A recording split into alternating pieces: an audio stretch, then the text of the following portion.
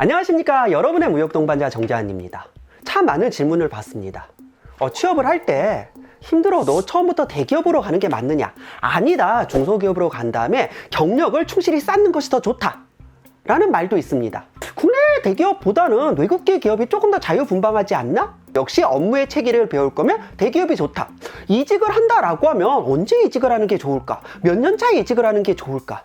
이 모든 것들에 대해 답변을 해주실 오늘 아주 귀한 분을 모셨습니다. 안녕하십니까? 네, 안녕하세요. 먼저 제가 이 커리어를 좀 받아봤는데 굉장히 화려하세요. 어떻게 자기소개 좀 부탁드릴게요. 네, 저는 지금 현재 이제 외국계 장비 회사, 그러니까 외국계 IT 회사의 그 물류 전체를 현재 담당하고 있고요. 제가 한 20여 년간 직장 생활을 하면서 사실 이직을 좀 많이 한 편입니다. 제가 간략하게 제 지나온 과정을 잠깐 설명을 드리자면 저는 저희가 대학 때는 IMF라는 굉장히 어려운 시기를 겪었습니다. 그런데 그때 저희 선배들은 여러분들이 잘 모르실 텐데 한국 경제가 굉장히 화랑일 때 끝무렵이었던 것 같아요. 저희는 대학 4학년을 졸업하면 웬만한 선배들은 대기업 한두 개 정도는 취업을 1학기 때 거의 마치거나, 그리고 굉장히 그 선배들의 후광으로 막걸리 마시고 그 면접비 받아서 막걸리 먹던 그런 세대였거든요. 자, 그렇게 보고 자라다가 IMF라는 직격탄을 저희 4학년 때 이제 그 경제 위기를 겪었는데, 4학년 때 제가 관심을 가졌던 게 특정 라이센스, 관세업계 라이센스인 관세사를 따면 연봉 1억을 받는다라는 그런 거에 현혹이 돼서 저희가 그쪽에 그 무역 관련된 자격증을 이제 따기 위해서 이제 무역 실무 과정을 듣고 나서 그때 이후에 관세 쪽에 그런 광고에 현혹돼서 그쪽에 관심을 갖게 됐죠. 저희가 1차, 2차를 보고 2차 발표가 나기 전에 처음 취업한 곳이 바로 제조 중소기업에 취업을 했었고요. 제조 중소기업 취업 이후에 관세사 합격을 하고 취업 정보라든지 이런 것의 중요성을 사실 그때 전혀 알지 못하던 시기에 무작정 외국계 기업은 좋은 것이다 하고 들어간 회사가 두 번째 직장인, 글로벌 그 인더스트리에서는 굉장히 좋은 직장이었지만 규모라든지 여러 가지 시스템적인 측면에서는 좀 그렇지 못했던 회사긴 한데 어쨌든 입사를 하게 된 겁니다. 그러니까 라이센스를 살렸다기보다는 관련된 업무의 포지션을 가지고 외국계 회사로 무조건 가겠다라는 생각으로 이제 입사를 하게 됐고요.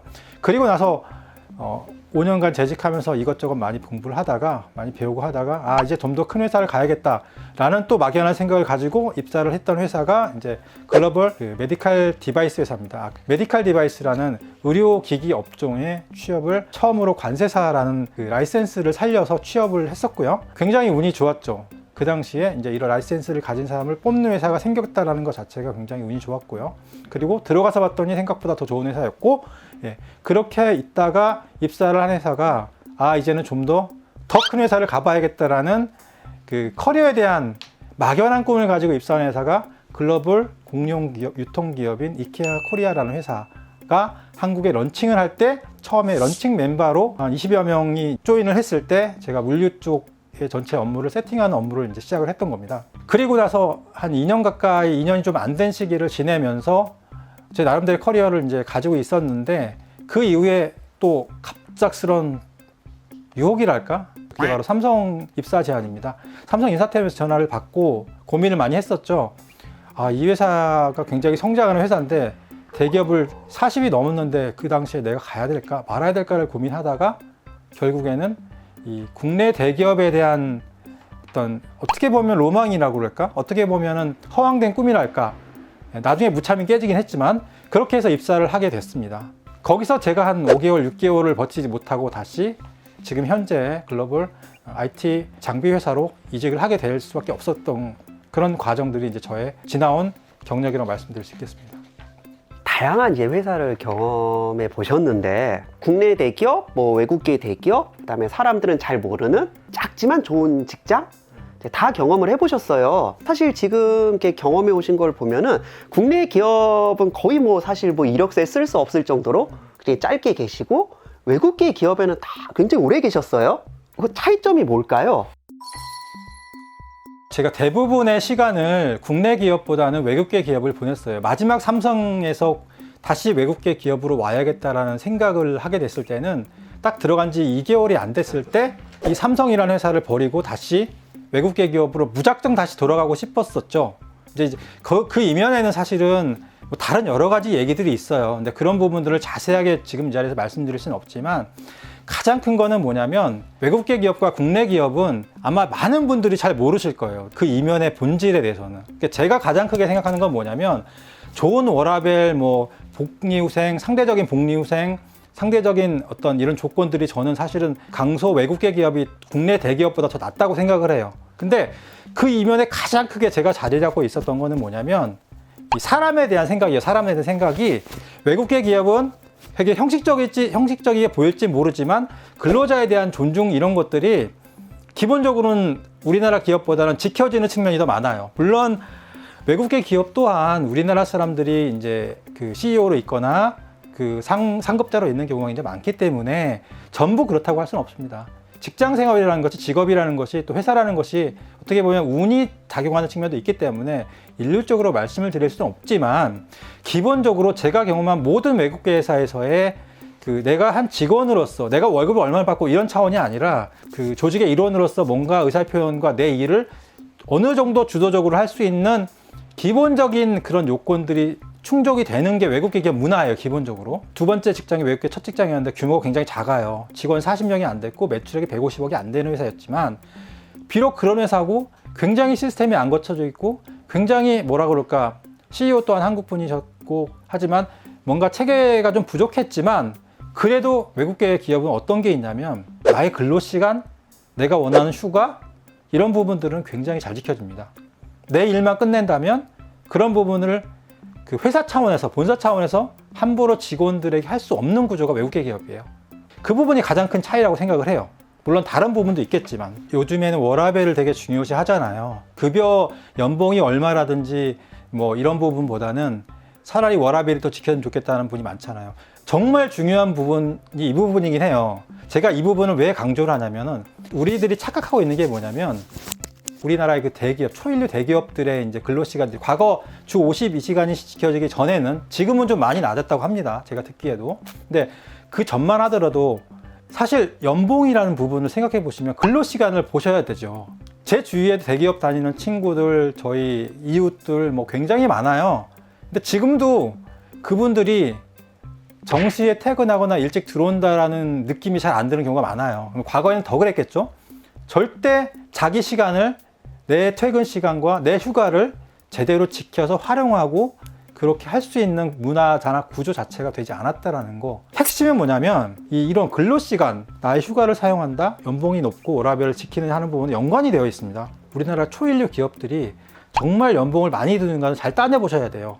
내가 나의 시간을 정말 합리적으로 사용할 수 있을까, 퇴근 시간, 휴가들을 마음대로 쓸 수 있을까 라는 부분을 생각하시면은 외국계 기업은 상대적으로 절대적인 건 아니죠. 안 그럴 수도 있지만 대부분의 경우들은 그렇지 않고 굉장히 그런 부분들이 참 잘 지켜지는 경향이다 라는 부분을 연봉 부분하고 비교를 해보시면 자연스럽게 알 수 있는 부분이에요. 그러면 이제 그 경력 관리에 있어서 이제 시작부터 대기업 아니다, 시작은 중요하지 않다, 중소기업에서 시작을 하더라도 경력 관리가 조금 더 중요하다, 어느 쪽이 정답이라고 생각하시나요?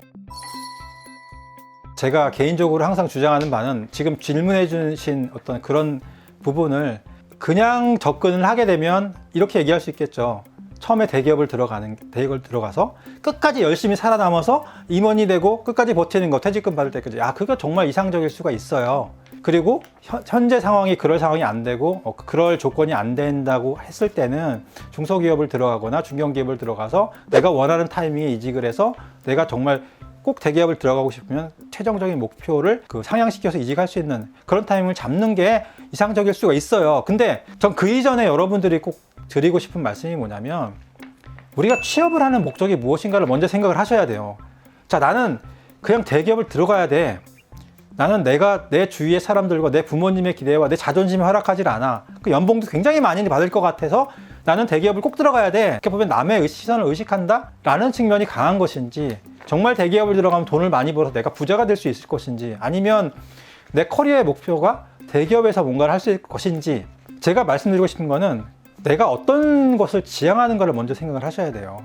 그리고 현실을 정확히 아셔야 돼요. 대기업에 들어간다고 해서 그 대기업을 내가 계속 다닐 수 있는 것도 아니고, 그렇다고 대기업을 들어간다고 해서 정말 내가 돈을 많이 버는 것도 저는 아니라고 아까 말씀드렸듯이 상대적인 거고요. 그리고 그런 경제적인 어떤 돈을 많이, 연봉을 많이 주는 기업에 들어간다고 하면 사실 생각을 잘못하신 거죠. 정말 다른 창업이라든지 내가 정말 잘하는 돈이 될 수 있는 뭔가를 꿈꾸고 그쪽으로 길을 선택하는 게 맞다고 봐요. 직장을 통해서 어떤 부를 축적한다? 내가 연봉을 좀 더 받아서 내가 그 원하는 부분을 이룬다 하는 거는 좀 더 생각을 다시 한번 하셔야 된다고 생각을 해요. 그렇기 때문에 제가 말씀드리고 싶은 거는, 내가 직업을 가지는 꿈, 내 직업에 대한 어떤 그 직업관이랄까? 그 부분이 내가 원하는 미래의 꿈, 이런 부분들하고 같이 두 가지 부분을 그 생각을 하시고, 그 부분에 맞게 내가 나의 삶의 수단의 하나 방법으로서 직업을 갖는 거고, 그 직업이 중소기업이 될 수도 있고 중견기업이 될 수도 있고 대기업이 될 수도 있고 뭐 공무원이 될 수도 있고, 그렇게 다르게 펼쳐진다고 봐요. 자, 그러면 그런 부분들은 어느 정도 생각을 하셨다는 전제 하에서 말씀을 드리면, 일단은 경험을 쌓는 걸 중요하다고 생각을 해요. 그리고 그 중견기업이든 중소기업이든 내가 지금 현재 상황에서 대기업을 들어갈 수 있는 상황이 아니거나 1년, 2년 도전을 했는데 힘들다고 봤을 때, 그러니까 내 목표가 대기업이라고 봤을 때 중견기업, 중소기업 이런 부분을 이제 먼저 들어가고 뭐 대기업을 갈 수 있어요. 원한다면. 그러면 방법론적으로 어떻게 여러분들이 자세를 가지셔야 되냐면, 직무 일단 중요하잖아요. 직무는 정말 내가 원하는 직무의 연속성에서 대기업을 들어가거나 했을 때 직무적인 측면에서는 연속성을 쌓아야 되는 건 당연히 맞고요. 근데 우리가 놓치고 있는 게 뭐냐면, 대부분의 분들이 취업이 정말 힘들어서 어떻게 보면 중견기업, 중소기업을 들어가요. 나는 대기업을 여전히 바라고 있어요. 근데 그 중견기업, 중소기업을 들어가서 보내는 여러분들의 시간은 굉장히 체계적이거나 그런 큰 꿈을 가지고 목표를 가지고 있는 거에 비해서 굉장히 시간 낭비를 많이 하고 목표를 잃고 그 목표를 위해 뭔가를 하고 있지 않다는 느낌을 제가 많이 받아요. 그 안에서 커리어 전환을 하고 이직을 대기업이나 중소기업에서 중견기업을 하시고 싶은 분들은 반드시 내가 내 시간을 어떻게 활용하고 있는가, 내 커리어 발전을 위해서 무엇을 하고 있는가를 반드시 고민하셔야 되고요. 1년에 내 이력서 하나에 한 줄, 두 줄을 더 쓸 수 있을 만큼의 내 경력 개발과 좀 더 타이트하게 쌓아가고 있는 부분인가를 진짜 잘 고민하셔야 돼요. 남들 술 마시고 남들 놀 때 같이 놀아버리고 그 목표 의식을 상실하게 되면 절대 목표를 이룰 수가 없고요. 대부분의, 제가 봤을 땐 97%, 99%의 직장인들이 원하는 직장에 못 들어가서 자기보다 어떻게 보면 하향 지원을 해서 취업을 해요. 그러면 힘들지만 일단 월급을 받아요. 욕하면서 힘들고 하면서 1년, 2년 버티다 보면 그게 루틴이 됩니다. 그게 일상이 돼요. 그 다음에 뭔가 준비해야지, 뭔가 내가 이직을 위한 뭔가를 해야지 하면서 3년, 4년, 5년이 지나다 보면 타이밍을 놓치고 자기가 할 수 있는 게 없어요. 결론은 뭐냐면, 남들과 같이 99%의 남들과 같이 되면 안 되고, 내가 중소기업이나 중견기업을 들어가서 대기업을 가고 싶다고 하면 1년에 내 이력서에 한 줄, 두 줄을 쌓을 수 있는 자기만의 경력, 자기만의 노력, 그게 교육이 됐든 성과가 됐든 업적이 됐든 무엇인가를 반드시 쌓아가야 된다는 거. 이 부분은 가장 중요한 포인트라고 생각을 합니다.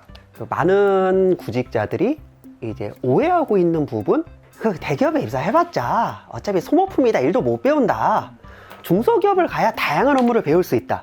야, 중소기업 그거 잘려봤자 치킨집이다. 야, 대기업 가서 좀 이따 나오면은, 대기업은 잘려도 워낙 좀 체계적인 걸 배워서, 야, 중소기업, 중견기업에서 그 임원으로 데려간다. 진실인가요? 어떤가요? 그러니까 일견 맞는 부분도 있고 일견 다른 부분도 있는 거죠. 이런 질문을 했을 때는 사실은 정답은 없다고 봐요. 근데 팩트 체크를 하자면, 제가 판단하기에는 중소기업이라 하더라도 말씀해 주신 대로 저도 물론 경험을 했고요. 중소기업이기 때문에 사실은 멀티플레이어가 돼야 되는 경우가 많거든요. 그래서 여러 가지 일을 해야 되고요. 그리고 사실 외국계 기업도 인력 풀을 굉장히 풍부하게 가져가진 않아요. 저부터도 마찬가지고, 제가 경험했던 여러 회사에서도 굉장히 인력풀이 작기 때문에 국내 대기업에 견주어 봤을 때는 하는 일도 좀 약간 여러 가지 일을 할 수밖에 없는 구조예요. 그렇기 때문에 다양한 경험을 할 수도 있는 부분이고요. 하지만 규모가 작으면 좀 체계적이지 못한 경우도 있어요. 반면에 대기업은 중소기업이 가지지 못한 인력풀이 많기 때문에 어떤 한 특정적인 일을 갖다 중점적으로 하기 때문에 전문화를 그 분야에 대해서는 할 수 있지만 좀 더 다양한 분야를 하기에는 직무 전환이 필요하거나 좀 다른 식의 접근이 필요한 부분이잖아요. 그렇기 때문에 어떤 부분이 장점이고 어떤 부분이 단점이 될 수 있지만 이 부분이 무조건 옳고 이 조건이 무조건 그러다라고 할 수는 없는 거죠. 중요한 건 뭐냐면 본인이 그 부분을 그 단점까지도 장점으로 승화시킬 수 있는 생각의 전환이 필요한 거죠. 내가 중소기업을 해서 여러 가지 일을 했고 한 분야의 전문성이 부족하다고 생각을 하면 그 분야를 본인이 키우도록 스스로 노력하시면 돼요. 그리고 그런 분들이 한 1%, 2% 정도가 된다면 그분들은 반드시 성공적인 커리어를 가질 수 있다고 생각해요. 그 부분을 다 포기하기 때문에 힘든 거고요. 대기업에서 마찬가지고 아까 말씀하셨듯이 요즘은 상황이 다른 게 대기업에서 뭐 임원을 하고 퇴사를 하면 뭐 중소기업 어디든 가서 뭐 임원을 하고 이런 거는 과거에는 가능했을지 모르지만 지금은 상대적으로 취업 시장이 어렵기 때문에 그 부분도 쉽진 않아요. 쉽진 않기 때문에 그 부분들을 너무 일률적으로 이야기한다라는 거는 좀 문제가 있다고 생각을 합니다. 취업을 위해 가장 중요한 스펙은 뭘까요? 이제 뭐 출신 학교가 있을 수 있고, 뭐 외국어가 있을 수 있고, 뭐 자격증이 있을 수 있고, 뭐 다양한 뭐 대외 활동, 뭐 이런 게 있을 수 있잖아요. 저는 이 부분을 아셨으면 좋겠다는 생각이 먼저 들어요. 첫 번째로는 여러분들이 알고 있는 스펙은 스펙의 일부다. 즉 우리가 일반적인 스펙은 직무 스펙과 인성 스펙과 사회 스펙이 있어요. 근데 여러분들이 말씀하시는 그런 직무 스펙이라는 부분 일부 중에 지식 스펙이라는 게 있어요. 지식 스펙이라는 게 뭐냐면 학벌, 학점, 뭐 영어 성적 우리가 쉽게 바꿀 수 없는 그러니까 이력서에 보여지는 그렇죠. 것들. 이력서에 보여주는 그 부분 딱 그 부분만을 여러분들이 학벌이라고 스펙이라고 생각을 해요. 근데 사실은 그 부분뿐만 아니라 여러분들이 노력을 바꿀 수 있는 스펙들이 있어요. 사회성이라든지 아까 말씀한 인성이라든지 이런 부분도 스펙으로 여러분이 보셔야 돼요. 자, 인성 스펙이란 게 뭐냐면 여러분들이 대인관계라든지 사회활동이라든지 조직활동이라든지 이런 부분을 내가 어떻게 잘 해왔느냐 하는 부분을 꾸준히 여러분들이 그 구직활동을 하는 와중에 학창시절에 꾸준히 그 레코드로 쌓으셔야 되는 거죠. 그래서 나중에 실제로 면접에 들어가서 최종 합격을 할 때는 이런 부분을 중요하게 봐요. 그럼 면접관 입장에서는 이런 부분들이 보이죠? 그렇죠. 일단은 기본적인 거는 이력서 상에서 보이지만 실제 2차, 3차 면접을 가서 이 친구를 정말 뽑고 싶을 때는 기본 스펙을 동일하다고 봤을 때 최종 채용하고 싶은 거는 사실 중요한 게 인성 스펙과 사회 스펙을 또 같이 보는 거예요. 그 부분을 상황에 따라서는 더 우선시하게 보는 경우가 많습니다. 인성 스펙 말씀드렸지만 사회성 스펙이라는 것도 마찬가지로 또 조직 생활이나 봉사활동이나 내가 이 사회 하나 일원으로서 이 조직의 일원으로서 얼마나 이 조직과 잘 융화시켜서 조직이 문제가 없게 굴러갈 수 있는 그런 어떤 준비가 되어 있는가를 보여주는 게 사회성 스펙이라고 봐요. 우리가 아까 말씀드린 지식 스펙이라는 것도 여러분이 알고 있는 것 중에 바꿀 수 없는 부분, 즉 학벌, 학점 이런 부분만 있는 게 아니라 후천적으로 바꿀 수 있는 게 있어요. 그게 뭐냐? 인턴이라든지 봉사활동이라든지 공모전, 대외활동, 그 다음에 자격증, 그 다음에 교육연수 이런 부분 있잖아요. 그 다음에 뭐 프로젝트 참여. 자, 이런 여러 가지 부분들은 바꿀 수가 있습니다. 학벌이나 학점 뭐 이런 부분들은 쉽게 바꾸기 어렵지만 그런 활동들을 통해서 내 스펙을 완성시키셔야 남들이 똑같이 하듯이 도서관에서 학점 따기 위해서 밤늦게까지 공부하고 그 다음에 토익 점수 990점 맞는 그런 데만 목표를 두신다면 남들과 똑같은 스펙을 밖에 갖출 수 없는 부분이기 때문에 좀 더 다양한 관점에서 스펙을 바라보셔야 한다는 게 저는 여러분들이 꼭 말씀드리고 싶은 제 생각입니다. 그 이제 이직에 관련된 질문을 드릴게요. 그 이직을 할 때 여러분들이 헤드헌터는 반드시 여러분들의 주위에 최소한 3명 정도 신입이든 경력이든 반드시 한 3분 정도는 친한 분, 그 중에서도 좀 신뢰할 수 있는 분들을 반드시 만드셔야 돼요. 어떻게 만드나요? 자, 그전 회사에서 연봉 베이스가 중요해요, 여러분들이. 연봉 베이스가 3,000이었는데 그 회사에서 면접 볼 때 얼마를 올려줄까요? 얘기를 했는데 사실 저는 특별히 얘기를 많이 못했죠. 첫 번째 연봉 협상이라는 부분을 해봤기 때문에